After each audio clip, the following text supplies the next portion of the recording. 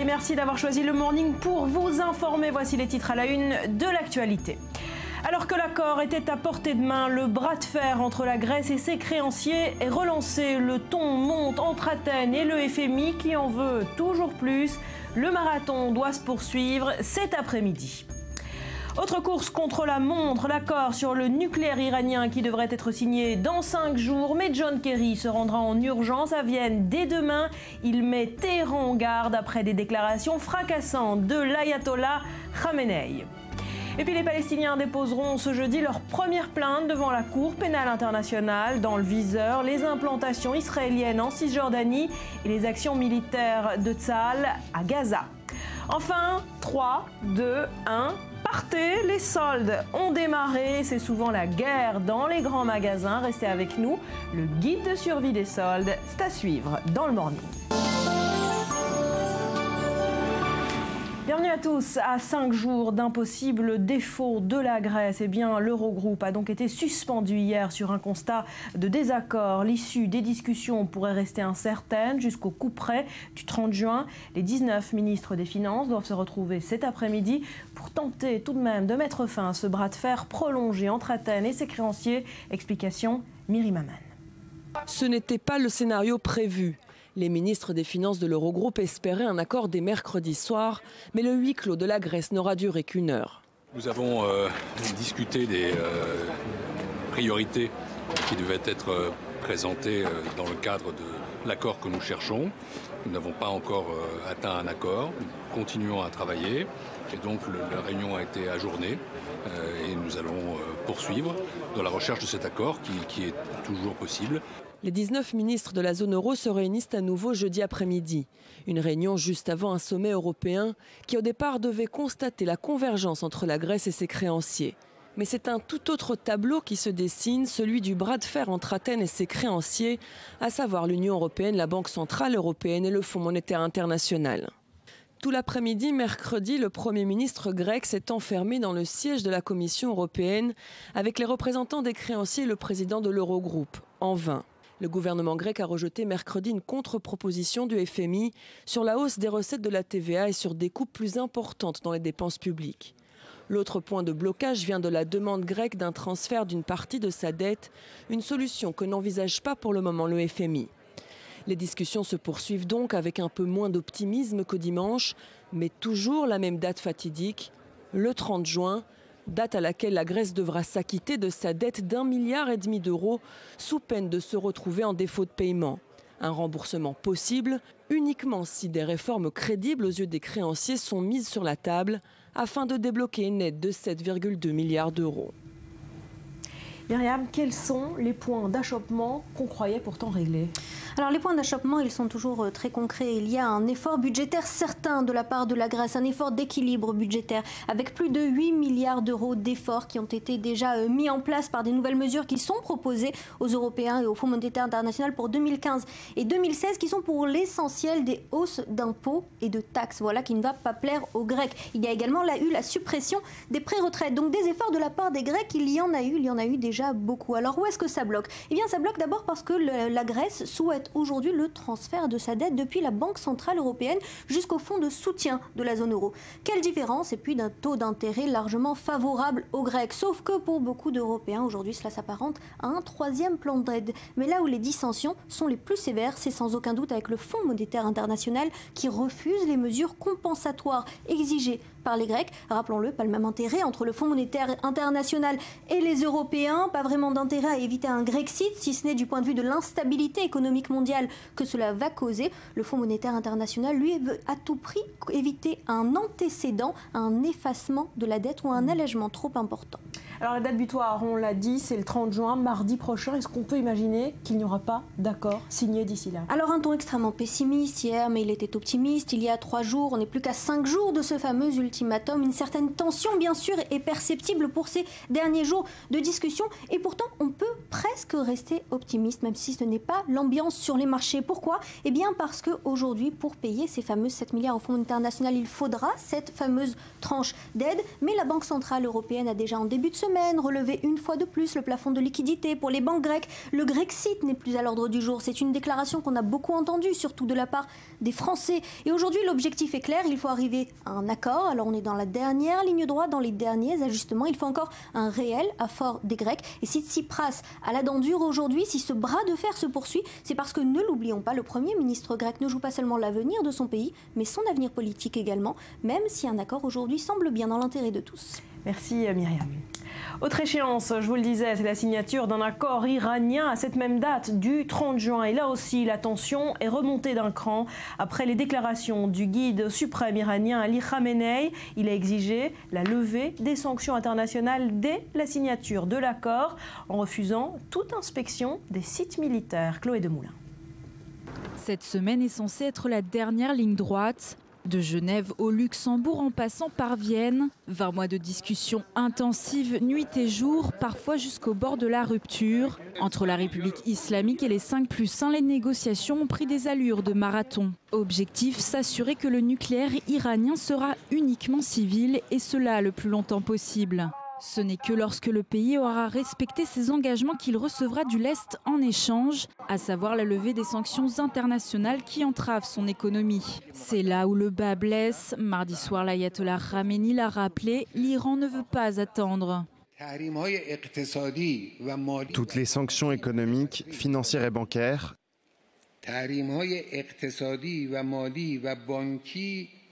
qu'elles soient celles du Conseil de sécurité ou du Congrès et gouvernement américain, doivent être annulées immédiatement au moment de la signature de l'accord. Le guide suprême a également remis en question le rôle de l'Agence internationale de l'énergie atomique et la durée de l'accord. Pour le ministre des Affaires étrangères français, ces déclarations ne vont pas dans le bon sens. Laurent Fabius a rappelé les attentes fermes de la France, notamment en matière de vérification des sites iraniens. Face à ces désaccords persistants, la date butoir prévue le 30 juin pourrait être retardée de quelques jours. Et face à ces déclarations, Maurice, John Kerry a haussé le ton, il a mis en garde Téhéran. Oui, effectivement, interrogé sur les fameuses lignes rouges présentées par Khamenei, Kerry a répondu et il a mis en garde. Il n'y aura pas d'accord entre les grandes puissances et l'Iran si Téhéran ne répond pas aux questions en suspens. Alors le secrétaire d'État américain commençait également à douter. Il est possible que les Iraniens ne prennent pas la pleine mesure de ce qui a été convenu à Lausanne, une allusion à l'accord conclu le 2 avril sur un accord cadre qui devrait servir de base au texte final qui doit être signé apparemment le 30 juin. John Kerry a par ailleurs confirmé qu'il se rendrait donc immédiatement à Vienne dès demain pour ce qu'il appelait la dernière ligne droite des négociations. Voilà, le sprint final de John Kerry. Autre information dans ce dossier, il s'agit d'une révélation de l'agence de presse AP sur une des clauses de l'accord. Oui, effectivement, l'agence associée de presse est parvenue à se procurer un des appendices de l'accord en négociation entre les 5+1 et l'Iran. Le document est daté du 19 juin et intitulé « La coopération civile nucléaire ». On y apprend entre autres que les grandes puissances proposent à l'Iran des réacteurs high-tech capables de produire de l'eau légère, des réacteurs destinés à la centrale nucléaire d'Arak. Alors en contrepartie, les Irakiens devraient renoncer à développer leurs réacteurs produisant de l'eau lourde dans cette même centrale et qui permettent la fabrication de plutonium nécessaire à la constitution de bombes nucléaires. Voilà, une centrale nucléaire civile, cadeau de la part des grandes puissances à l'Iran. Merci Maurice. En France, alors que le pays est secoué par l'affaire des écoutes américaines, eh bien les députés ont adopté hier soir la version finale du projet de loi sur le renseignement. Une loi, je vous le rappelle, controversée qui étend la légalité notamment des écoutes téléphoniques. Et justement, on revient sur ces révélations du site Wikileaks. Vous le savez, 3 présidents français, Chirac, Sarkozy et Hollande, ont été espionnés par les renseignements américains. Ces révélations ont entraîné de nombreuses réactions politiques. Petit tour d'horizon signé Léa Berdugo. friture sur la ligne franco-américaine. Dès l'annonce des révélations, François Hollande a convoqué en urgence un conseil de défense. Le chef du gouvernement, les ministres de l'Intérieur et de la Défense, le secrétaire général de l'Élysée, tous étaient présents. L'objectif, évaluer la totalité des informations publiées dans la presse et prévoir une réaction utile. Les explications entre Paris et Washington vont débuter assez rapidement. Le porte-parole du gouvernement a tenu à mettre les points sur les i. Des engagements avaient été pris par les autorités américaines. Et je le dis, souhaitons que ces engagements soient respectés et nous les rappellerons. Paris n'autorise pas ce genre de pratique à l'encontre de dirigeants étrangers. C'est ce qu'a déclaré François Hollande. Le Premier ministre a lui appelé à un code de bonne conduite entre pays alliés. Ces pratiques constituent donc une très grave violation de l'esprit de confiance qui doit nous animer. Les États-Unis doivent reconnaître non seulement le danger que de tels agissements font peser pour nos libertés, mais aussi tout faire et vite pour réparer les dégâts que cela occasionne dans les relations entre pays alliés et entre les États-Unis d'Amérique et la France. Les réactions sont vives également du côté de l'opposition française. Certains ont leur petite idée de la réponse à apporter. Le député de droite, Pozzo Di Borgio, suggère de faire détruire la partie de l'ambassade où les écoutes ont eu lieu, quand d'autres proposent un renvoi de l'ambassadrice américaine. À l'extrême gauche et à l'extrême droite, on réclame l'arrêt des négociations sur le traité de libre-échange Union européenne-États-Unis, une action qui semble exclue par le porte-parole du gouvernement, Stéphane Le Foll, ayant appelé à garder la mesure. Du côté de Nicolas Sarkozy, son entourage a fait savoir qu'il jugeait ces méthodes inacceptables en règle générale et plus particulièrement entre alliés. La Maison-Blanche a elle aussi communiqué rapidement. Elle a fait savoir qu'elle ne ciblait pas les communications du président Hollande, sans toutefois mentionner le passé. Et bonjour à Christian Mallard, merci d'être avec nous ce matin, notre consultant en question de relations internationales. Alors l'Élysée a précisé que ces écoutes avaient déjà donné lieu à des mises au point avec les États-Unis en 2013 et en 2014. Paris était donc déjà au courant. Pourquoi alors en faire un tel tapage diplomatique ? Je suis bien d'accord avec vous. Tout le monde espionne tout le monde. On le sait depuis des années. Vous faisiez référence aux années 2013-2014, quand Angela Merkel a découvert aussi qu'elle était espionnée et qu'elle s'en était émue directement auprès de Barack Obama. Donc, hier encore, le président Hollande qui parle à Obama, qui lui dit « il faut arrêter ces pratiques, il y en a assez, c'est inadmissible, c'est inacceptable ». Et Obama qui lui répond « attendez, on ne va plus faire ça, c'est terminé, je m'y engage » et tout. Tout ça, franchement, c'est beaucoup de bruit pour rien, parce qu'on sait pertinemment, comme je le disais hier, que l'oncle Sam, tant qu'il sera là, et il est là encore pour longtemps, continuera ce type de pratique. On sait très bien qu'on a été espionné. Déjà à l'époque, vous savez, quand on remonte aux années Reagan, 1980, Mitterrand était président. Et Mitterrand avait des ministres communistes dans son gouvernement. Et je me souviens très bien de l'ambassadeur à Paris qui s'était ému de tout ça et qui en avait parlé beaucoup à Reagan. Et cela n'avait pas empêché Reagan, Mitterrand, de livrer aux Américains le réseau Far West, qui était le plus grand réseau d'espionnage soviétique qu'on avait connu en Europe. D'autant, travaillait beaucoup là-dessus. Christian, que si voulez, sur le fond, en plus, on fait beaucoup de bruit. Et sur le fond, aucun secret d'État n'a en réalité été découvert par les Américains. Est-ce que l'offense faite à la France en valait alors la peine? Y a-t-il finalement pas beaucoup plus à perdre qu'à y gagner? Oui, tout à fait. On fait beaucoup de bruit, si vous voulez, parce que si vous voulez, on en a assez de ces pratiques des Américains. Puis on sait pertinemment, regardez où se trouve l'ambassade américaine, vous connaissez bien Paris, elle est à 40-50 mètres de l'Élysée.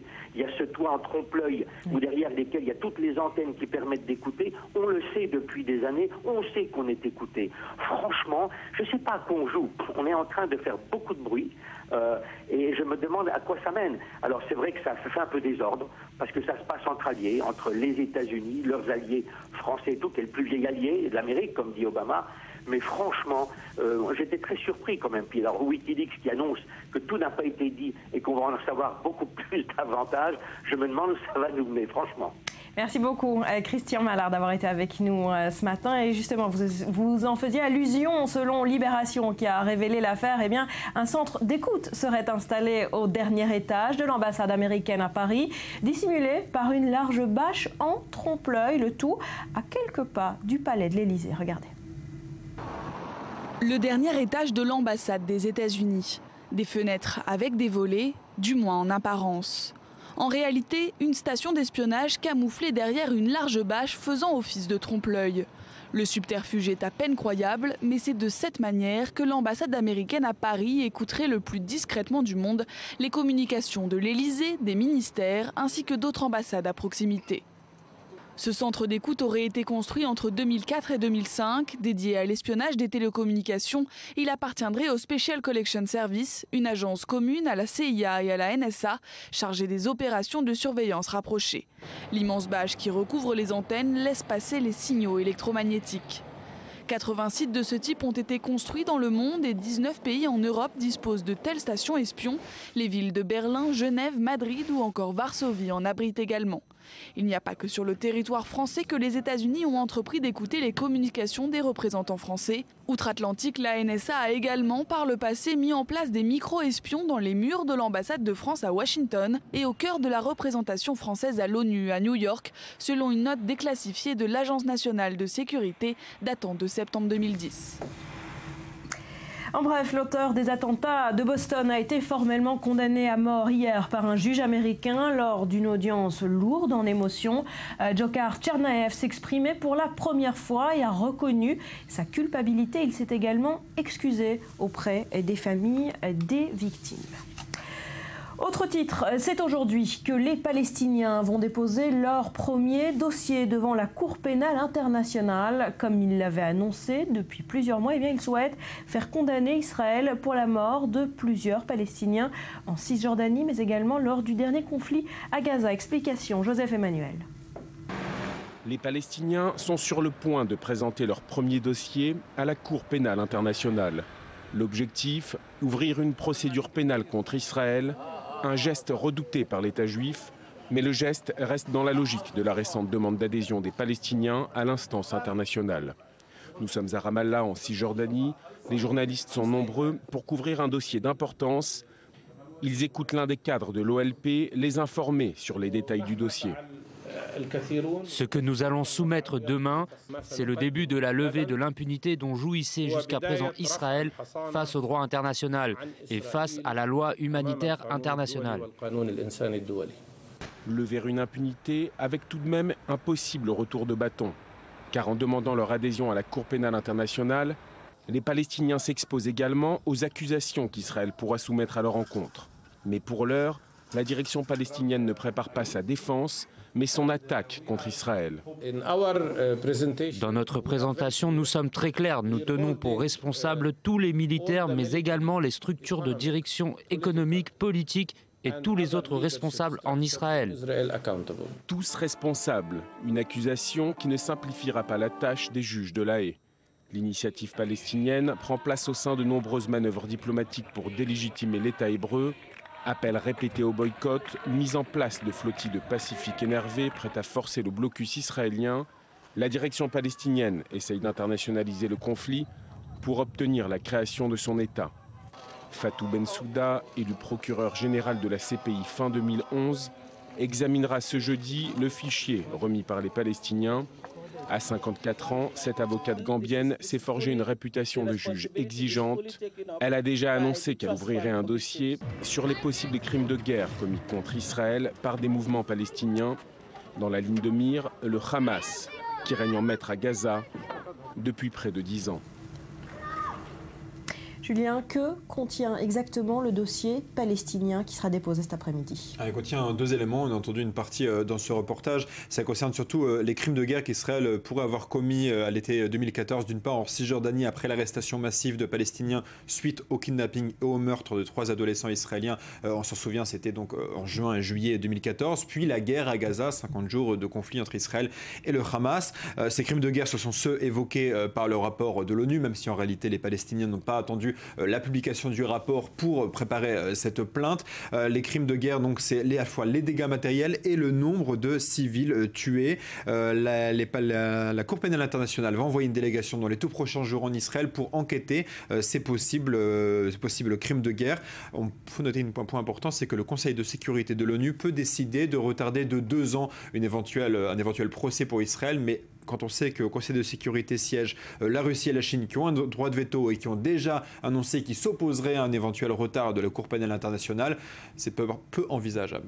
À quelle réaction de la part d'Israël faut-il s'attendre? Bon, Israël a déjà clairement annoncé qu'il n'allait pas participer à un tel procès, qu'il n'allait pas coopérer avec les procureurs. Je propose de faire peut-être un parallèle avec un autre procès qui avait cette fois un avis purement consultatif. C'est la Cour de justice internationale. On est en juillet 2014. À l'époque, la Cour de justice doit se prononcer sur un éventuel, sur la légalité du mur de séparation qu'Israël construisait en Cisjordanie, la barrière de sécurité. On se remet dans le contexte. À l'époque, il y avait la seconde intifada, des attentats suicides tous les jours, des morts tous les jours. C'était une période... 2004, merci Barbara. En 2004, une période très sanglante en Israël. Israël refuse de participer aux audiences de la Cour de justice internationale et une ONG, on a vu la photo, une ONG se contente de déposer cette carcasse de bus de l'attentat de janvier 2004, décidément, de la ligne 19, qui avait un attentat qui avait fait 11 morts et 50 blessés, qui avait beaucoup choqué. Israël avait en fait un message à faire passer. Il y a un mur parce qu'il y a ces attentats, nous n'avons rien à ajouter. Et je vous propose de faire un rapide détour par la sémantique israélienne de 2004 à 2015. Regardez, c'est assez intéressant. En janvier 2004, regardez ce que déclare Ariel Sharon à la presse face à la décision de la Cour de justice. Le droit sacré de combattre le terrorisme a reçu une claque des mains des juges de la Haye. Juillet 2004. Maintenant, regardez, janvier 2015, Avigdor Lieberman qui réagit à une possible plainte contre Israël. Il déclare « La décision d'ouvrir une enquête contre Israël est scandaleuse et vise à saper le droit d'Israël à se défendre contre le terrorisme. » Même sémantique 11 ans plus tard. L'argumentaire est toujours le même. Merci beaucoup, Julien. Tout autre chose à présent, les soldes d'été ont démarré hier, mais on est loin de l'euphorie. Les consommateurs ont déjà profité des bonnes affaires lors des pré-soldes et retenez ce chiffre, moins de 6 Français sur 10 ont l'intention d'aller faire les magasins ces prochains jours. Julia Galancia. Les soldes d'été ont débuté officiellement ce mercredi, mais l'euphorie d'antan n'est plus vraiment au rendez-vous. À Lyon, les rues commerçantes ont commencé à s'agiter en fin de matinée, mais l'engouement n'est pas vraiment là. Vraiment, c'était coup de cœur ou pas, et voilà. Je me force pas, et si quelque chose me plaît, j'hésite pas, et sinon... Les consommateurs prévoient généralement de limiter leurs achats à 1 ou 2 articles et recherchent principalement des articles de mode, mais également de sport, d'ameublement ou des produits high-tech. Pour les commerçants, réussir ces soldes d'été reste malgré tout un enjeu important. Le Printemps Haussmann à Paris y réalise en moyenne 11% de ses ventes annuelles. Aujourd'hui, pour vous donner un exemple, on va avoir environ 150 000 personnes dans le magasin. On va vendre une paire de chaussures toutes les 3 secondes. On va vendre plus de 170 000 articles. Donc ça reste vraiment un temps extrêmement fort. La crise est en cause bien sûr, mais pas seulement. Le terme solde ne veut plus aujourd'hui dire grand-chose, galvaudé par les systèmes de promotion quasi permanentes. Logiquement, beaucoup de consommateurs profitent de ces bonnes affaires et leur intérêt pour les soldes officiels faiblit. Les soldes flottants ont donc été supprimés pour rallonger la période habituelle qui passe de 5 à 6 semaines. Il y a effectivement là une réglementation, donc pendant 6 semaines, elle démarre aujourd'hui. On va voir comment tout cela va se passer, va évoluer. On fera le point à la fin de ces 6 semaines et puis on regardera à ce moment-là. Cet été, seuls 6 Français sur 10 ont l'intention de participer aux soldes, soit une chute de près de 15 points en un an. Voilà, et les soldes, on le sait, c'est souvent un parcours du combattant. Il y a même des experts stratégiques en la matière. Rudy, vous nous proposez ce matin un petit guide de survie des soldes. Oui, hier, vous êtes peut-être allé à l'assaut des soldes et comme Betsabé, vous vouliez vraiment cette petite robe à moins 30%.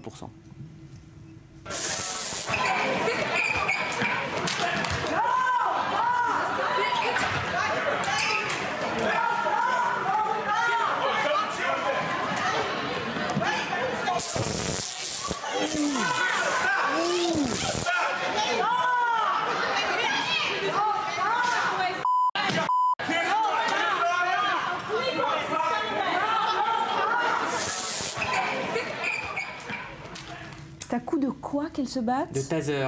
Oh mon Dieu. Alors bon, ça se passe où? Au Royaume-Uni. Au Royaume-Uni. Alors les soldes sont souvent un synonyme de stress et d'émeute ou au meilleur des cas d'achats malheureux et compulsifs et inutiles. Alors voici quelques conseils à suivre dans cette jungle. Premier conseil, c'est tout simplement de rester chez vous.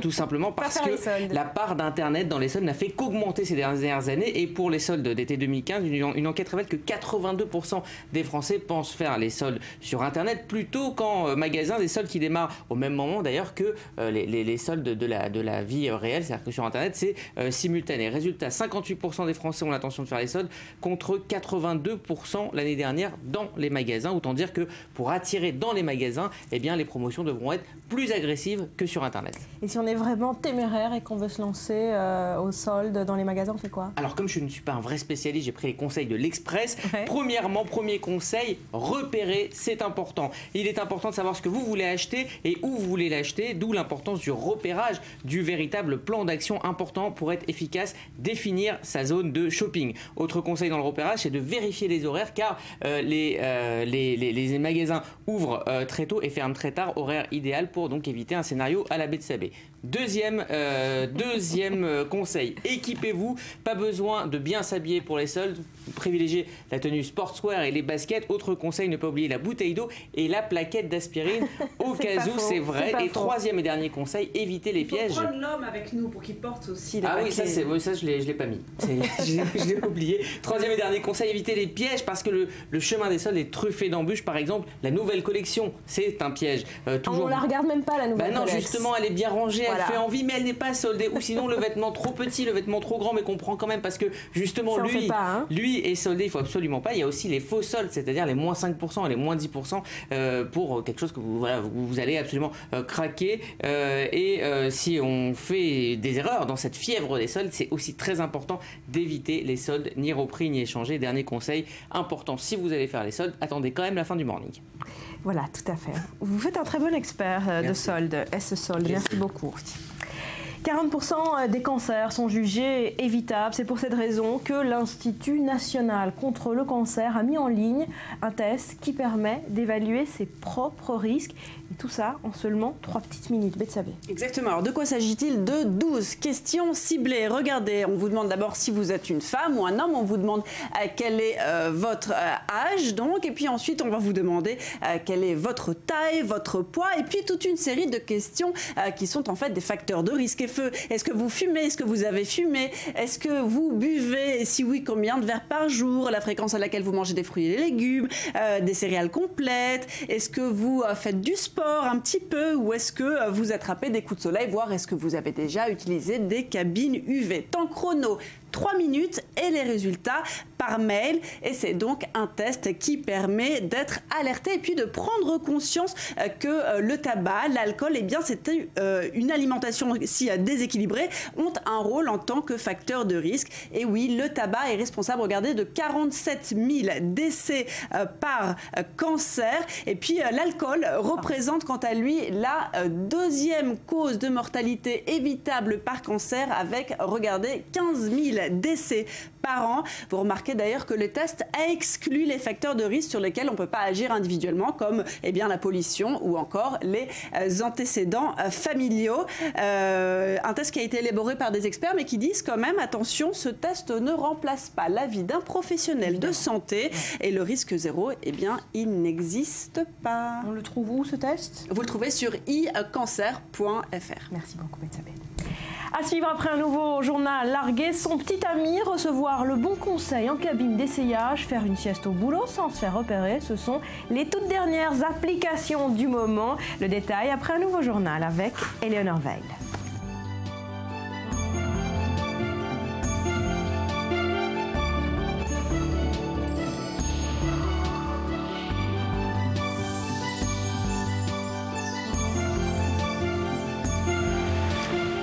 Sur le plateau du Morning, merci d'être avec nous, bienvenue. Si vous nous rejoignez, direction le village arabe israélien de Sarnin. Un couple et ses enfants est soupçonné d'avoir rejoint la Syrie pour intégrer les rangs de l'État islamique. Le maire du village a donné l'alerte car ce n'est pas le premier cas de départ pour le djihad dans ce village. Reportage sur place, signé Maël Benoliel. Les habitants de la ville sont encore sous le choc de la nouvelle. Ici, à Sakhnin, on a même du mal à y croire. Et pourtant, une famille de cette ville arabe du nord d'Israël aurait franchi le pas et serait en passe de rejoindre la Syrie depuis la Turquie pour renforcer les rangs de l'État islamique. C'est le maire de la ville, Mazen Gnaïm, le premier, qui a été alerté par les proches, inquiets d'être sans nouvelles depuis quelques jours déjà, alors que les parents et leurs 3 enfants auraient dû être rentrés après des vacances en Roumanie. C'est une famille connue ici, une famille très respectable. Le père a une vie sociale très développée, un bon travail, donc pour nous c'est un véritable choc. C'est à cause d'Internet, de Facebook, de tous ces outils. Depuis leur ordinateur, ils arrivent à faire du lavage de cerveau et cela me désole. La ville tout entière ne comprend pas ce qui a pu se passer dans la tête de cet homme, qui prend avec lui sa femme et ses 3 enfants là-bas. Une incompréhension partagée par les proches. Dans le quartier où résidait cette famille sans problème il y a encore quelques jours, c'est la consternation. Des membres de la famille se sont envolés vers la Turquie pour essayer de les retrouver avant qu'il ne soit trop tard. Un proche resté sur place qui ne souhaite pas parler à visage découvert se confie. Nous craignons qu'il leur soit arrivé quelque chose et nous faisons tout ce que nous pouvons pour les retrouver. Nous demandons aux autorités de nous aider. Peut-être qu'ils se sont fait kidnapper ou qu'ils sont perdus. En tout cas, nous ne savions pas qu'ils voulaient se rendre en Syrie ou en Turquie. Embrigadement ou enlèvement, c'est l'incertitude. En tout cas, c'est dans cette mosquée que le père de famille avait pour habitude de prier. Musulman pratiquant mais traditionnaliste en apparence, il n'a jamais eu de comportement qui aurait pu laisser entrevoir un tel acte. Ici, l'imam prône un islam modéré, rien à voir avec celui exhorté par l'État islamique. Je pense que ce qui se passe avec ceux qui rejoignent Daesh, et il y en a malheureusement, c'est à cause de l'exploitation et des tortures qui existent dans les pays arabes. L'être humain là-bas n'a aucune valeur. L'islam, c'est une religion de tolérance, pas de torture, ni d'homicide ou de douleur, mais de patience et de miséricorde.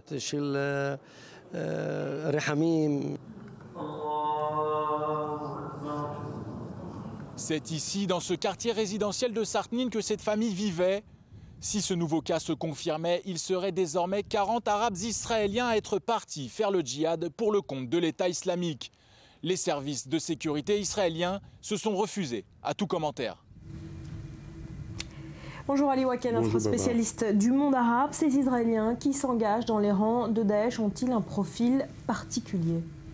Non, Barbara, comme vient de le dire, Maël, il s'agissait dans ce cas-là de musulmans, un traditionnaliste, pas extrémiste, mais le travail, la campagne menée par l'État islamique sur Internet et sur Facebook laisse séduire pas mal parmi de ces jeunes et de faire le passage entre l'islam traditionnaliste et modéré à l'islam extrémiste et radical vu et pratiqué et interprété par l'État islamique. Mais le chiffre le plus important, c'est ce que vient de dire Maël, il s'agit toujours d'une quarantaine des Arabes israéliens sur 1,6 million d'Arabes qui habitent dans l'État d'Israël. Donc il s'agit d'un pourcentage relativement peu, tout à fait. Voilà, comparé même à d'autres pays occidentaux. Les derniers tirs en provenance de la bande de Gaza ont été revendiqués par des groupes proches de l'État islamique, de Daesh. À quel point le mouvement est implanté dans les territoires palestiniens ? Dans le territoire palestinien, en Cisjordanie, il s'agit plutôt du réseau social des salafistes, parce qu'on sait que l'autorité palestinienne interdit toute activité d'ordre militaire, que ce soit le djihad islamique ou le Hamas ou les salafistes. Mais à la bande de Gaza, c'est la grande histoire de ces derniers mois. Les membres les salafistes sont en train de s'élargir et sur le niveau idéologique et sur le niveau des organisations. Je viens d'apprendre que 8 dirigeants locaux de la branche armée du Hamas se sont fuis de la bande de Gaza, direction Égypte, Libye, puis en Syrie, et envoyé un message à leur famille. Il y a 2 jours, on a joint l'État islamique parce qu'il accuse le Hamas d'avoir renoncé à la lutte armée et de ne pas répondre à ses visions de la lutte armée et du djihad. Alors précisément, est-ce que Daesh a des ambitions spécifiques à cette lutte armée contre Israël pour la cause palestinienne ? Nous, on a tendance, Barbara, à réduire l'État islamique à la Syrie et à l'Irak. Mais depuis des années, avec cette émergence de l'État islamique, on est face à une organisation islamique qui a une vocation territoriale et non pas seulement une vocation d'une organisation terroriste ou de guérilla, etc. L'État islamique voit le but de sa lutte de s'installer partout où il y a des musulmans dans un premier pas dans cette région, donc dans la totalité du Moyen-Orient. Et oui, il y aura un moment ou pour des raisons tactiques ou pour des raisons idéologiques, l'État islamique va utiliser le conflit israélo-palestinien, va soulever la question de Jérusalem et le fait que les sites pour des musulmans à Jérusalem, etc., sont sous contrôle israélien pour essayer de séduire de plus en plus des jeunes de cette région. Et le cas de Sakhnin et le fait qu'il y a une certaine solidarité même parmi ces jeunes qui n'ont pas joint à l'État islamique. Il y a une compréhension à l'activité de l'État islamique, même par des libéraux et même par des jeunes séculaires arabes. Restez avec nous, Ali, toujours au sujet de Daesh. Cette question inquiétante. Les djihadistes ont-ils commencé la destruction de la ville antique de Palmyre? 2 anciens mausolées islamiques ont été détruits par le groupe terroriste ces derniers jours. La semaine dernière, je vous le rappelle, ils avaient miné le secteur historique, soit pour le détruire, soit pour dissuader l'armée syrienne de chercher à récupérer Palmyre. Depuis le début du conflit, les terroristes de Daesh ont détruit en tout une 50aine de mausolées antiques dans les régions qu'ils contrôlent. Ali, pour finir sur ce point, est-ce qu'il faut craindre le pire pour la cité antique de Palmyre? Il faut craindre le pire pour la simple raison, ils n'ont pas aucun sentiment vis-à-vis de l'héritage historique universel. Mais Barbara, il y a un élément positif dans ce qu'on voit de la part de l'État islamique en Syrie. L'État islamique en Syrie est en revers. Et plus ils sont en revers, malgré quelques succès locaux, ils sont en revers, et plus ils sont en revers, on verra plus des atrocités, comme les exécutions qu'on vient de voir, la crucifixion de certains jeunes garçons qui ont été soupçonnés de ne pas respecter le jeûne du Ramadan. Et bien entendu, le pic sera avec la destruction de quelques ruines historiques dans la ville de Palmyre. Il y a un changement qui a eu lieu dans l'attitude de l'Arabie saoudite et de la Turquie vis-à-vis de l'État islamique. L'Arabie saoudite et la Turquie maintenant encouragent d'autres organisations rebelles aux dépens de l'État islamique, ce qui explique le fait que l'État islamique est en train de prendre des mesures qui reflètent la crise dans laquelle ils sont en train de se trouver ces dernières semaines. Parce qu'ils se sentent menacés. Merci beaucoup, Ali. Et toujours au sujet de Daesh, cette petite révolution qui pourrait s'amorcer aux États-Unis, cette fois sous la pression de familles d'otages exécutés par l'État islamique. Eh bien, un audit a été demandé par Barack Obama. Les familles pourraient désormais être engagées directement dans la négociation et intervenir au moment de payer les rançons sans être poursuivies. Regardez. Les États-Unis ne versent pas de rançon aux preneurs d'otages. Cette politique a été maintes fois rappelée par Barack Obama comme par ses prédécesseurs, mais les choses pourraient changer. Ces derniers mois, les nombreux assassinats d'otages commis par des djihadistes ont délié les langues des familles. Le photoreporter James Foley a été décapité il y a 1 an et sa mère s'était émue en public. Elle s'était vue menacée de poursuites par l'administration Obama. Il lui était reproché la volonté de rassembler une rançon pour tenter de sauver la vie de son fils. Mais la loi américaine l'interdit. La Maison-Blanche considère que payer des rançons rendrait les citoyens américains plus vulnérables car monnayables. Une loi américaine qui pourrait changer, c'est en tout cas ce que demande Gary Nossner, un ancien négociateur du FBI. Le gouvernement lui-même ne peut pas ouvertement dire qu'il est d'accord pour payer une rançon. Toutefois, je pense vraiment que le gouvernement ne doit pas empêcher les familles ou les entreprises de payer dans un cas de kidnapping. Les familles souhaitent donc avoir la possibilité de payer des rançons pour faire libérer leurs proches. Elles incriminent également l'administration américaine pour le manque de contact et le manque d'humanité dans la gestion de ces crises. L'émotion gagne donc une bataille contre la raison d'État et la Maison-Blanche dit réfléchir à la création d'une cellule spécialisée pour répondre à ces demandes. Loin le temps où le président américain accusait la France de payer des rançons aux terroristes. Ça n'était pourtant qu'en septembre dernier. Dans un entretien accordé au New York Times, le président nobelisé s'expliquait alors sur sa stratégie pour combattre l'État islamique. Le président français François Hollande dit que son pays ne paye pas de rançon aux terroristes, alors qu'en réalité, il le fait. Une irritation devenue moins rêche face à une réalité qui dépasse les prévisions les plus noires de la Maison-Blanche. L'État islamique ne faiblit pas. Le gouvernement Obama annonçait récemment que le combat contre les islamistes durerait peut-être plusieurs générations. Un combat dans lequel le business du kidnapping reste terriblement lucratif, des rentrées d'argent qui renforcent les islamistes et qui rendent donc possible d'autres kidnappings. Un véritable cercle vicieux, expliquait encore ce mardi le porte-parole de Barack Obama. Voilà, toute autre chose à présent, après Tinder, Binder. Vous voulez rompre, mais vous n'osez pas après les applications donc pour se rencontrer. Voici la première appli pour rompre. Ça s'appelle donc Binder. Betsabé, vous nous en dites plus. Oui, pour sûr, l'application ne remportera pas le trophée de la diplomatie, Barbara. Exactement. Comment ça se passe? Alors, une fois que vous avez rentré le prénom de votre partenaire, son numéro de téléphone, son genre, eh bien, vous n'avez plus qu'à sélectionner un message type. Et oui, il s'agit de message type, par exemple. Et Rachel, c'est Binder, ton désormais ex dit « Tu mérites le rêve, maintenant sois libre et va attraper ce joli papillon. Désolé, tu es largué. » Voilà, très mélodique. Alors, vous avez aussi plus neutre, comme « Je préfère être seul », par exemple. Et puis, ensuite, Binder s'occupe du reste. Et donc, votre ex-partenaire reçoit ce petit mot doux. Alors, pas pire que cette autre rupture 2.0, les changements de statut amoureux, regardez, du réseau social Facebook. Donc vous êtes en couple et vous mettez du jour au lendemain que vous êtes célibataire. C'est une façon de communiquer cette nouvelle, exactement. Bref, des méthodes d'ado, on l'aura compris, en tout cas on l'espère. Mais la rupture n'a pas attendu Internet pour être franchement désagréable. Barbara, à l'époque du PowerPoint, déjà, regardez ce couple qui fête ses 2 ans ensemble. Je vous propose de regarder cette vidéo. J'ai essayé de dresser un bilan de notre bonheur pendant cette période.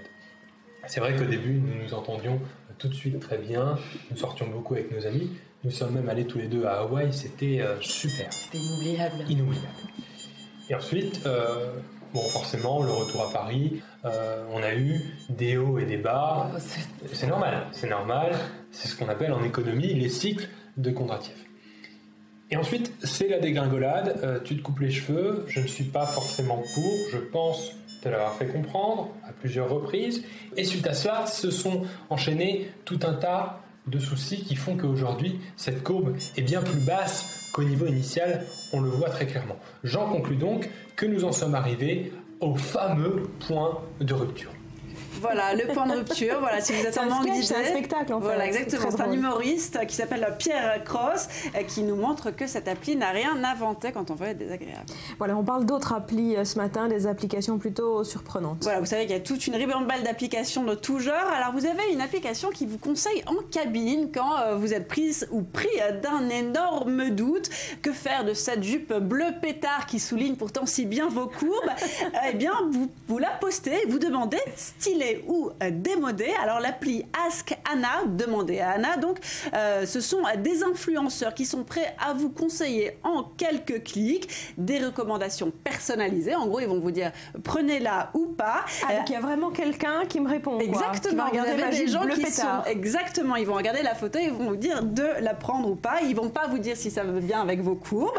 Et puis vous avez même cette option pour les téméraires. Il est possible de partager la photo donc de la jupe bleu pétard avec ses amis sur Facebook qui pourront alors commenter ou valider votre choix. Alors à vous de voir si vous avez envie que votre belle-mère aussi mette de son commentaire pour votre prochain shopping. Alors en ligne depuis le 12 juin dernier, donc ça fait pas beaucoup de temps, Askana comptabilise déjà plus de 40 000 avis, c'est-à-dire à peu près 40 000 do and don't en une semaine. Alors autre application pour voilà, ceux qui sont un petit peu fatigués de leur solde, si vous voulez faire la sieste au boulot sans vous faire repérer, Barbara, iNap at Work, ça s'appelle compliqué ici, mais bon, en open space. Alors en open space, c'est compliqué. iNap at Work, donc je me repose au boulot, c'est son nom produit à la fréquence demandée divers sons qui sont supposés donner l'impression que vous êtes en plein travail. Alors vous avez les clics de souris, les doigts qui courent sur le clavier, voire pour certains les papiers que l'on froisse, voire le taille-crayon, la quinte de tout, les reniflements, toute une ribambelle de sons avec bien sûr une alarme aussi pour finalement se réveiller et ne pas jouer avec le le feu. Et puis une autre application aussi, est-ce que vous êtes sûr de boire assez, Barbara? Non, jamais. Et bien là, voilà. Alors ça, c'est une application pour vous. Après Ouais. la jupe bleu pétard, eh bien, vous allez vous réhydrater. Une dernière application pour la route et pour l'été, à la veille des grosses chaleurs, si vous êtes concerné et même en temps normal, ça s'appelle Water Your Body, donc hydrater votre corps. Elle vous rappelle de boire de l'eau régulièrement plusieurs fois par jour. Elle se réfère en fait à votre poids pour calculer vos besoins. Et bien sûr, vous avez l'option ne pas déranger quand vous êtes en plateau. J'adore, je vais télécharger. Merci Betsabé. À suivre, la haute saison touristique va démarrer en Israël, mais 1 an après le conflit de Gaza, les chiffres sont en baisse et les professionnels craignent le pire. Ce sera juste après un nouveau journal avec Eleonore Veil.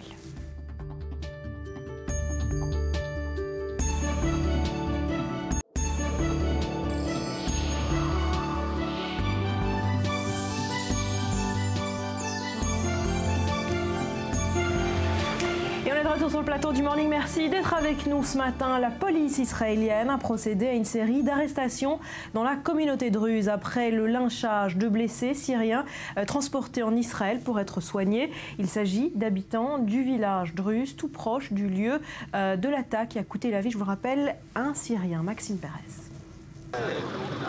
Les autorités israéliennes avaient promis de faire respecter l'état de droit. Elles ont tenu parole.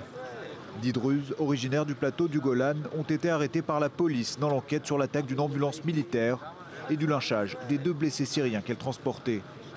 Accusés de meurtre et de complicité de meurtre, les suspects ont été déférés au tribunal de Nazareth moins de 48 heures après les faits. Je suis innocent et je n'ai rien à voir avec tous les chefs d'inculpation qui me sont reprochés. 10 hommes qui clament unanimement leur innocence, tandis que leur avocat parle d'un incident qui a dégénéré. C'est un incident qui a impliqué une foule nombreuse. On ne peut pas prendre au hasard 1, 2 ou même 10 suspects et affirmer que ce sont eux les responsables du lynchage. Dans l'espoir d'embarrasser les autorités israéliennes, les avocats des suspects ont demandé l'autopsie du blessé syrien lynché par la foule. Objectif, déterminer la nature de ses blessures, ce qui pourrait en dire beaucoup sur son identité. Nous pensons que ce blessé syrien était membre du front Al-Nosra et c'est la thèse défendue par la population druze.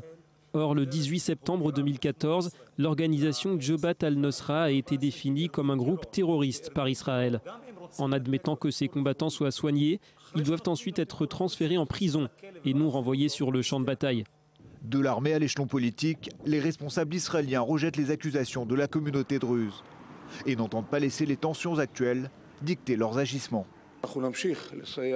Nous allons continuer à fournir une assistance humanitaire à des femmes, des enfants et d'autres blessés qui se rendent à notre hôpital de campagne, déployé le long de la frontière étant donné la situation en Syrie, en particulier dans la région proche du Golan.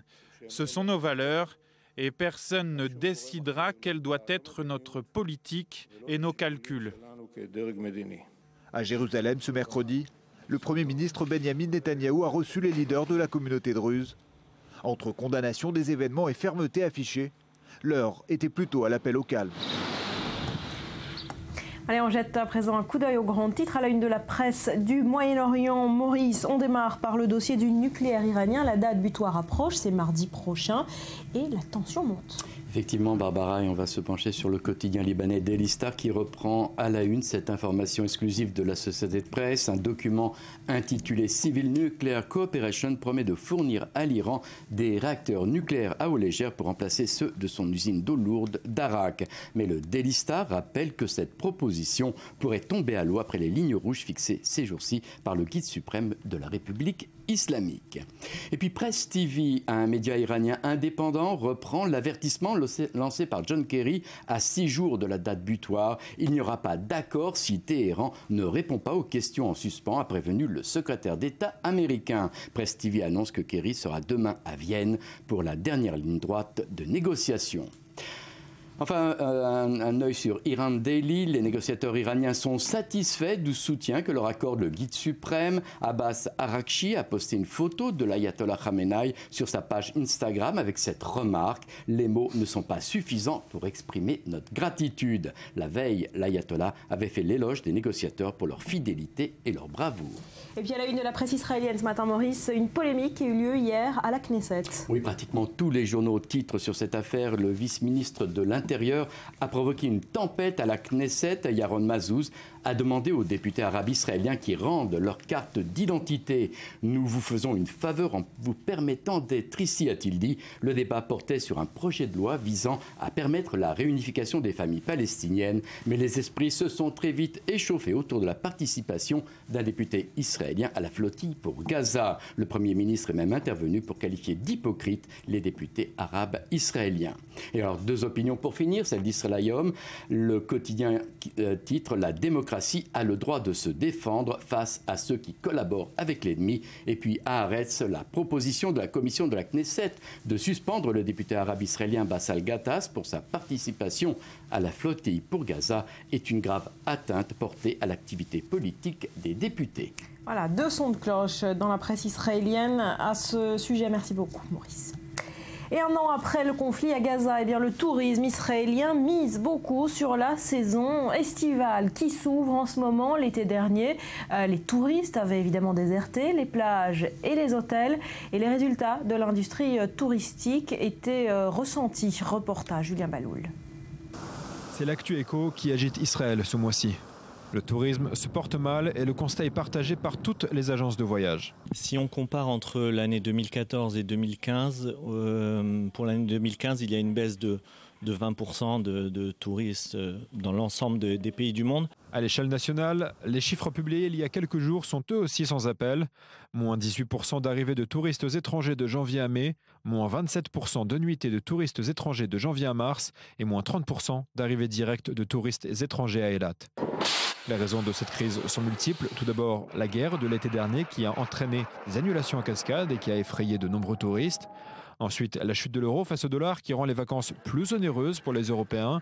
Et enfin, le coût parfois exorbitant des séjours en Israël. Le pays serait la 19e destination touristique la plus chère au monde selon le Forum économique. Face à des stations balnéaires comme Ibiza, Mykonos et Antalya, Israël a du mal à rivaliser. Toutefois, en dépit du marasme, Tel Aviv s'en tire mieux que le reste du pays et les hôteliers notent que les clients repartent tous heureux. Nous ne ressentons pas de peur chez nos clients. Ceux qui viennent à Tel Aviv s'aperçoivent que la ville est sûre.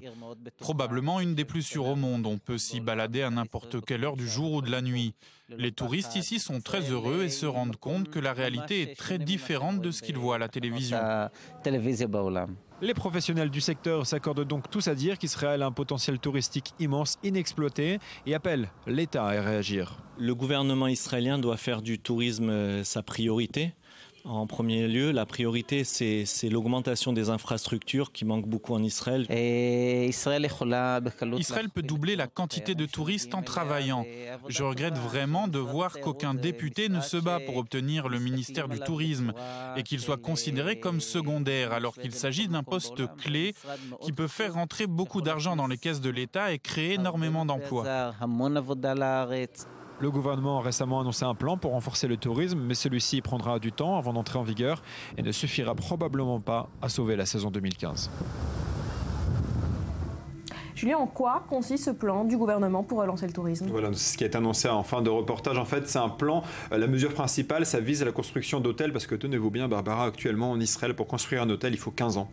15 ans entre le moment où on dépose le projet et jusqu'à l'ouverture aux touristes. Donc c'est beaucoup trop long. Pourquoi construire des hôtels? Puisque les prix des chambres sont exorbitants. Selon un classement, ça serait $200 la nuit. C'est une moyenne évidemment du meilleur hôtel jusqu'au plus simple, mais tout de même, ça reste très cher. Donc si on construit plus d'hôtels, il y aura plus de chambres, ça ferait baisser les prix actuellement. La conséquence de cette explosion des prix des chambres d'hôtel, c'est Airbnb, le site d'appartements, de location d'appartements en ligne, qui propose actuellement plus de chambres sur Airbnb que de nombre de chambres d'hôtel en Israël. C'est assez impressionnant de se dire ça.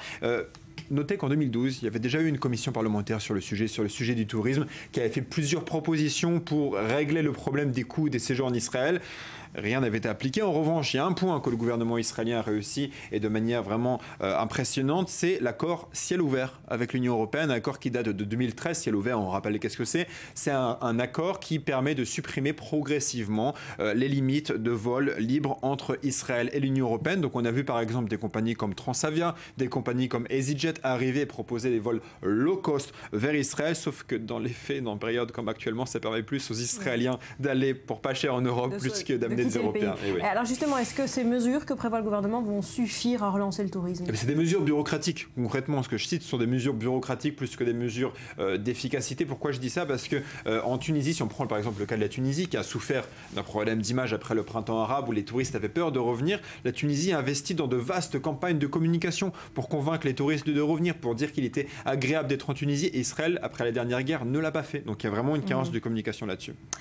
Pour finir, il n'y a pas que le tourisme qui est en berne, d'autres chiffres sont en baisse également, ce sont les investissements étrangers. Oui, c'est le chiffre de la journée d'hier qui a été publié. Sur l'année 2014, les investissements étrangers en Israël ont baissé de 46% par rapport à 2013. Toutefois, il faut apporter un bémol parce que 2013 était une année particulière. Il y a eu plusieurs transactions historiques, notamment le rachat de l'application de GPS Waze par Google pour plus d'1 milliard de dollars. Donc, ça peut un peu fausser les chiffres. Donc voilà, 2014, baisse de 46%, mais avec un petit bémol. Voilà, chute de moitié. Merci beaucoup, Julien. 2 mois après le terrible séisme qui a frappé le Népal, eh bien, le pays tient aujourd'hui une conférence internationale des donateurs. Il manque beaucoup de fonds pour reconstruire le pays dévasté et pour soigner de nombreux blessés. La vie reprend peu à peu son cours à Katmandou, au Népal. Il y a 2 mois jour pour jour, 2 séismes dévastateurs ont frappé le pays, coûtant la vie à plus de 8700 personnes et laissant le pays en ruine. Aujourd'hui, la communauté internationale lève des fonds pour venir en aide aux Népalais. Dans la journée, les envoyés de 41 pays et 22 institutions internationales sont conviés à une conférence pour tenter de mettre en place un plan de reconstruction du pays. Avant la conférence, les donateurs ont visité hier les ruines de la capitale. Celui-ci, le musée d'Hanuman Doka, fait partie de nos priorités, car ce bâtiment, comme vous pouvez le voir, n'est pas stable. Une grande partie du monument est déjà tombée. Une autre de nos priorités est à Swayambhu, où il y a toujours des risques de glissement de terrain après le tremblement de terre. Plusieurs programmes d'aide ont déjà été mis en place, notamment par les Nations Unies. Un programme alimentaire, par exemple, consiste à rémunérer les locaux qui aident à porter et à distribuer l'aide humanitaire. Une des priorités du gouvernement concerne notamment les sites touristiques pour relancer l'arrivée de voyageurs étrangers. Nous restaurerons les sites endommagés. Ils sont l'héritage de notre splendeur. Nous les reconstruirons. Nous pensons que les touristes doivent aussi avoir l'opportunité de les voir. Je crois que ces appels à l'aide que nous lançons seront une bonne chose sur le long terme. Pour le moment, les fonds débloqués par l'aide internationale atteignent seulement les 150 millions de dollars, bien trop peu pour reconstruire le pays. Le Népal espère récolter au minimum 6 milliards de dollars pour réhabiliter les maisons, les écoles et les sites touristiques. Le gouvernement estime qu'il faudra au moins 5 ans pour reconstruire le pays. Des dizaines de milliers de personnes vivent toujours sans logement, dans des campements ou des abris de fortune. C'est un paradis touristique transformé en enfer pour les migrants. Il s'agit de l'île grecque de Lesbos. Plus de 80 000 touristes y débarquent chaque année. Mais l'île doit accueillir également 300 migrants par jour en moyenne et appelle au secours. Fatiguées, assoiffées, ces familles viennent de traverser la mer Égée sur un bateau pneumatique. Pour ces migrants venus tout droit de Turquie après avoir fui la Syrie, Lesbos est une première étape vers l'Europe. La plupart des gens ici ils veulent aller à l'Europe, la plupart veulent aller en Allemagne, en Suède pour faire leur vie. Parce que vraiment la situation en Syrie, c'est vraiment de la merde, de la guerre. Il y a les enfants qui sont morts, les femmes. Espérons qu'on va bien arriver à l'Europe pour une vie meilleure, une vie belle, Inch'Allah. En moyenne, 300 personnes, dont des familles entières, débarquent presque quotidiennement sur les côtes de Lesbos, soit 3 fois plus que l'année dernière. La ville ne dispose que d'un centre d'accueil de 600 places. Face au manque de place, des centaines de familles sont contraintes de dormir dehors. Mais même si les nuits sont parfois rudes, les migrants sont heureux d'être en vie et d'avoir enfin pu poser un pied en Europe. Nous voulons remercier les Européens. Nous voulons vous dire que nous, Syriens, nous sommes actifs. Nous comprenons que vous vous sentiez mal. Mais en temps de guerre, il faut être patient avec les gens. Lesbos compte cette année le plus grand nombre d'arrivées de migrants après l'Italie. Mais en pleine crise financière, la Grèce est incapable de contrôler la situation et se retrouve face à des difficultés financières. On essaye de gérer un problème européen. Jusqu'ici, on avait la bombe financière, les négociations avec l'Europe, et maintenant, dans l'autre main, on tient la bombe migratoire. Je ne sais pas laquelle des deux amortir en premier lieu. Plus de 100 000 réfugiés et migrants sont arrivés d'Afrique du Nord en Europe cette année. Près de 2000 d'entre eux ont perdu la vie lors de la traversée. Ces migrants sont arrivés en vie, mais leur long parcours ne fait que commencer. Prochaine étape, la capitale, Athènes, pour tenter d'obtenir le droit d'asile. Allez, on va se quitter pour un nouveau point complet sur l'actu. Juste après, nous parlerons de la fille aînée du président Obama qui fait couler beaucoup d'encre en ce moment. Selfie rebelle sur les réseaux sociaux, rencontre avec le prince Harry ces derniers jours et pas moins de 11 gardes du corps pour aller au lycée tous les matins. Malia Obama, c'est une ado pas tout à fait comme les autres. Son portrait après un nouveau journal qui vous est présenté ce matin par Eleanor Veil. Ne bougez pas, ce sera dans 2 petites minutes.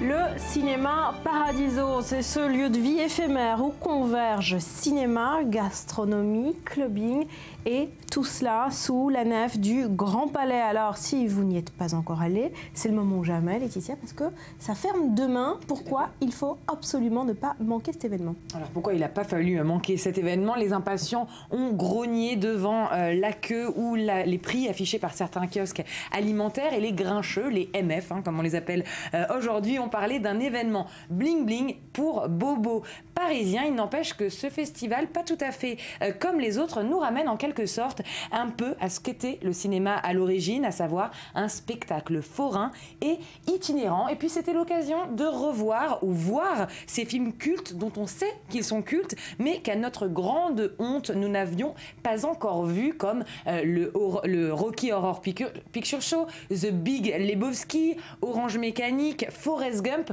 ou encore Indiana Jones, tout ça sur un écran géant de 25 mètres où on pouvait aussi voir les plongées sous-marines du Grand Bleu ou encore les dinosaures de Jurassic Park, plus grands que nature. Voilà, en France, comme vous l'avez dit, le festival reviendra dans 2 ans et ferme ses portes demain. Voilà, saison réussie, ça ferme donc demain. Et puis le casting de Spider-Man continue de faire du bruit. Tout à fait, alors on va certainement pouvoir le voir très vite, ce nouveau Spider-Man. Marvel vient d'annoncer qu'un nouvel acteur incarnera le super-héros et ça sera... Pas vous, Rudy Saada, je suis désolée. Il est très mais déçu. c'est Tom... Non, je ne pouvais pas.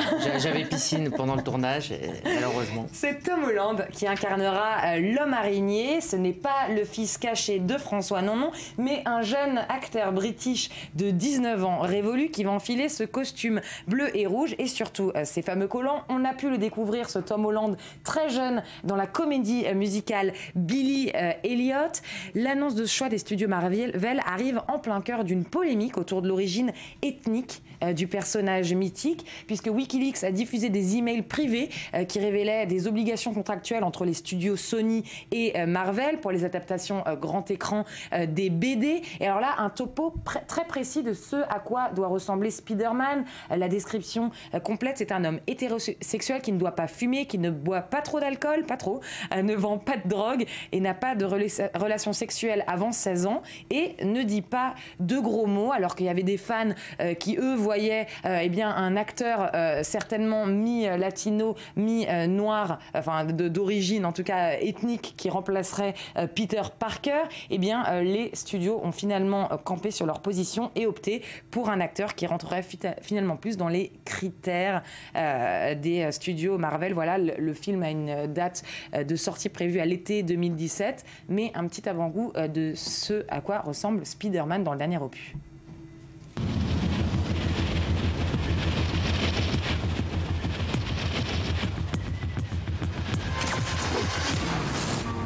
Every day, I wake up knowing that the more people I try to save,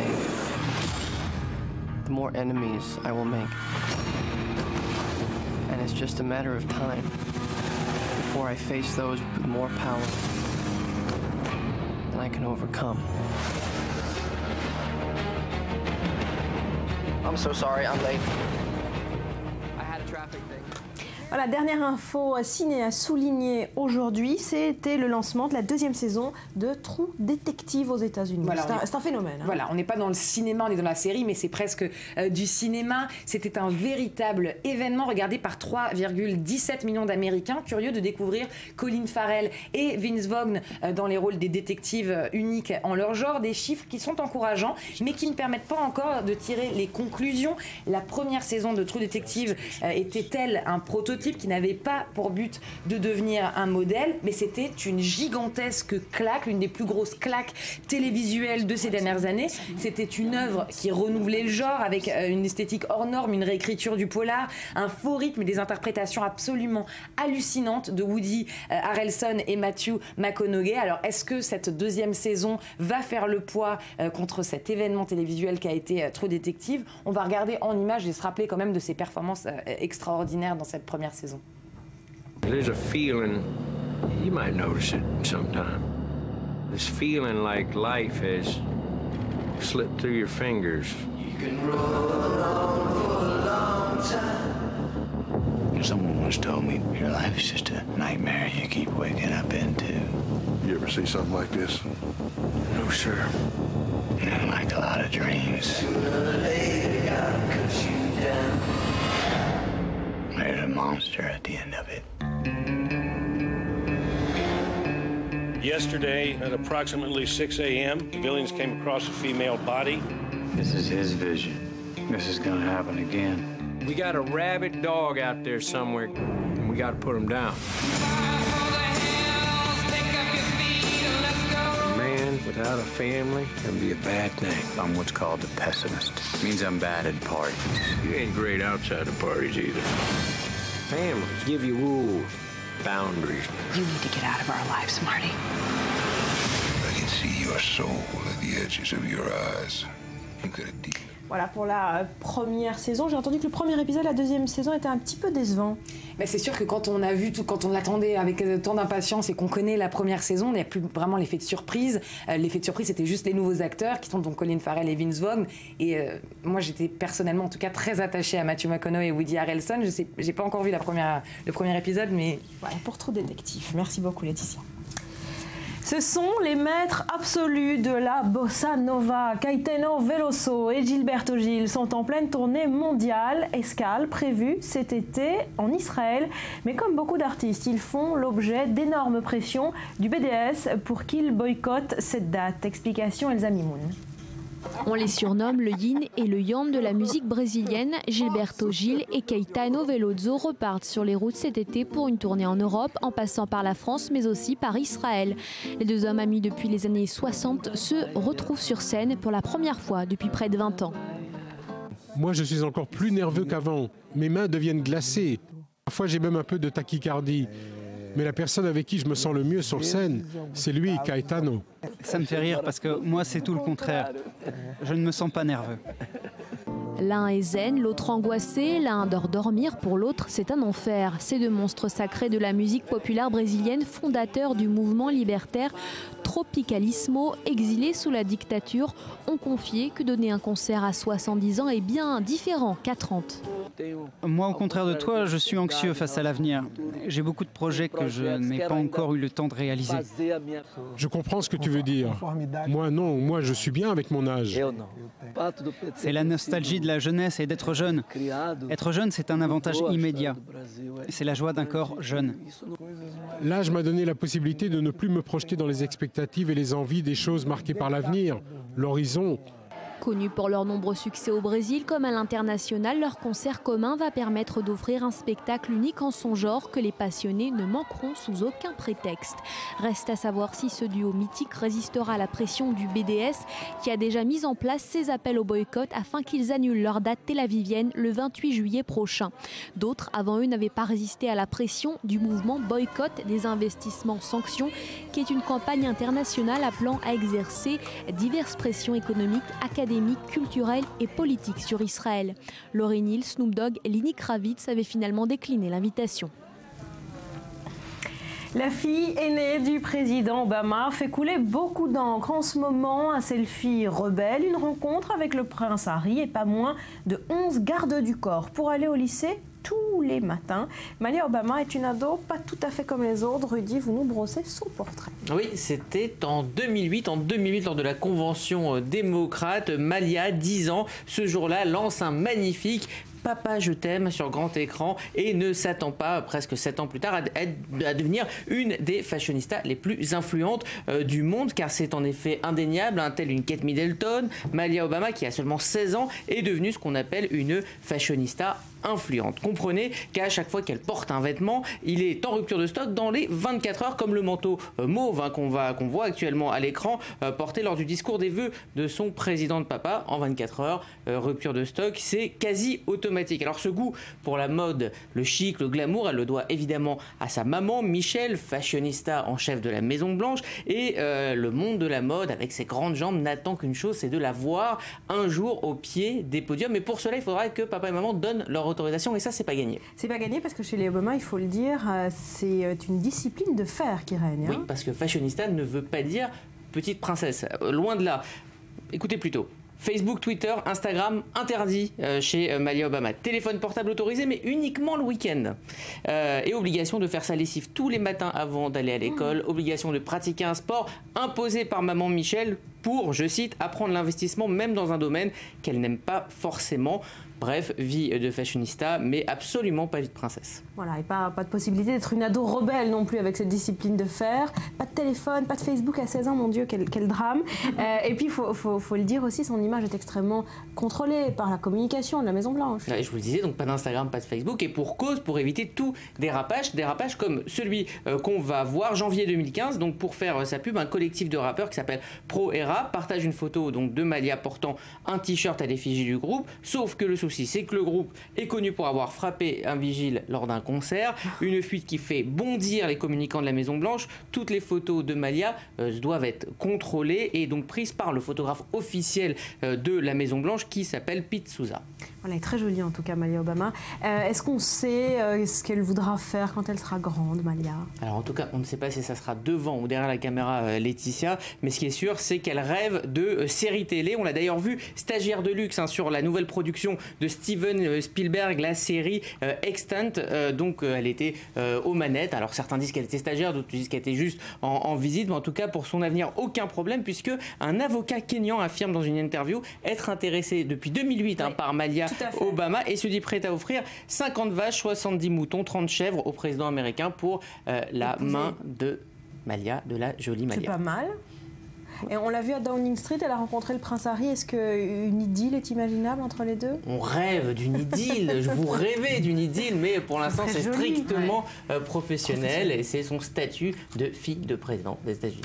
Voilà pour Malia Obama, merci Rudy. On va terminer par ce documentaire, ça s'appelle Don't Think I Have Forgotten, ou comment le rock'n'roll survit à la terreur. C'est signé par un jeune réalisateur cambodgien qui a décidé de suivre les traces du rock dans son pays avant et après l'ère des Khmers rouges. Daniel Campos avec Sandy Fortis. Pas de doute, le rock'n'roll est universel. La preuve, ce documentaire titré « Ne pensez j'ai oublié le rock'n'roll du Cambodge ». Pendant les années 60, âge d'or de la musique populaire, le rock et la soul faisaient là-bas un véritable carton comme partout ailleurs. Les jeunes Cambodgiens, guitare au bras, s'amusaient à imiter les Rolling Stones, mixant mélodie occidentale et groove oriental de façon très électrique, un presque avant-goût du style fusion d'aujourd'hui. Mais en avril 1975, tout s'arrête. Les Khmers rouges s'emparent de la capitale, Phnom Penh, évacuent sa population et transforment tout le pays en une prison géante. La scène pop cambodgienne, tout comme ce qui évoque un signe de société occidentale, est balayée, effacée, anéantie dès 1975, et ce pendant toute la durée du règne des Khmers rouges, une période de près de 4 ans pendant laquelle 1,7 million de personnes ont été assassinées. Un docu sur ce rock-là n'avait jamais été fait, et depuis les condamnations pour crimes contre l'humanité des chefs Khmers en 2012, il prend une saveur particulière, comme une respiration dans une société et une jeunesse meurtrie. Suite à des recherches poussées et grâce à des images d'archives, le film reconstitue la vie des pop stars cambodgiennes avant et après l'arrivée des Khmers rouges au pouvoir.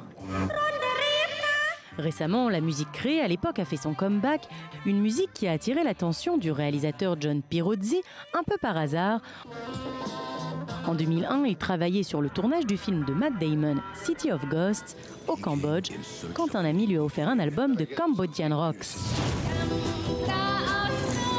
Un style de musique qui a failli disparaître, les Khmers rouges avaient tout détruit, mais quelques chansons avaient été conservées, enregistrées sur des cassettes, puis plus tard sur des CD. 40 ans après la prise de pouvoir des Khmers rouges et 12 ans après la mort de leur leader Pol Pot, ce documentaire ressuscite les fantômes du passé, mais raconte l'histoire d'une façon différente. Un film qui ne parle pas seulement de prison, de génocide ou de procès, mais qui laissera le public entre choc et émotion. Voilà, et c'est la fin de cette édition. Merci les amis, on se retrouve demain. On parlera évidemment cinéma. On résumera aussi toute l'actu média de la semaine dès demain. Voilà, le rendez-vous est pris. Merci à vous d'avoir été avec nous. Vous restez évidemment à notre antenne parce que dans 2 petites minutes, un nouveau point complet sur l'actu avec Éléonore Veil. Je vous souhaite de passer une très belle journée. Je vous dis donc à demain. Portez-vous bien.